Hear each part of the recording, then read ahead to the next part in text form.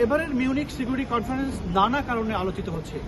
আপনারা ইতিমধ্যেই জেনেছেন মার্কিন ভাইস প্রেসিডেন্ট তিনি এই সম্মেলনের প্রথম দিন উদ্বোধনী অনুষ্ঠানে বক্তব্য দিয়েছিলেন। তিনি তার ভাষণে ইউরোপীয় ইউনিয়নের অনৈক্যের কথা বলছেন ইউরোপীয় ইউনিয়নের শত্রু তারা নিজেরাই।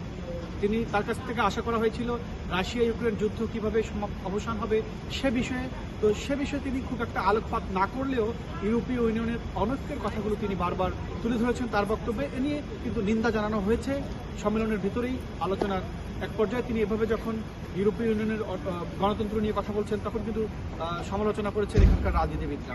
আমরা আজকে যেটি দেখেছি দ্বিতীয় দিনের এই অংশে তুরস্কের প্রেসিডেন্ট এরদোয়ান তিনি এসেছেন ইতিমধ্যেই সম্মেলনের। আপনারা জানেন যে ইতিমধ্যে এই সম্মেলনটি কয়েক ধাপে বিভক্ত হয়েছে, 3 দিন ধরে চলবে এবং প্রায় অর্ধশত দেশের বেশি সরকার এবং রাষ্ট্রপ্রধানরা অংশ নিচ্ছেন।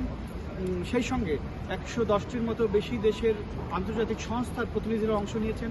প্রায় 4 শতাধিক সম্মেলন অনুষ্ঠান রয়েছে, গোলটেবিল বৈঠক, মূল আলোচনা, বিভিন্ন বিষয়। এবং আজকে আরও যেসব বিষয়গুলো আমরা দেখেছি যে নিরাপত্তার পাশাপাশি এখানকার নারীদের প্রতি বৈষম্য যাতে না হয় সেই বিষয়টি আলোচনা করা হয়েছে।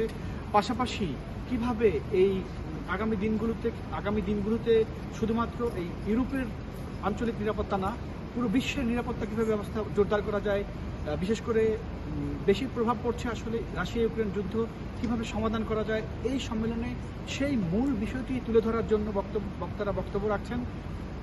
এবং আগামীকাল এই সম্মেলনের শেষ হবে, সেখানে মিউনিক ডিক্লারেশনের মধ্য দিয়ে আসলে কি আলোচনা পাওয়া গেল, কারা কি বক্তব্য বললেন, কি সমাধান করা যায় সেসব বিষয়ই তুলে ধরা হবে।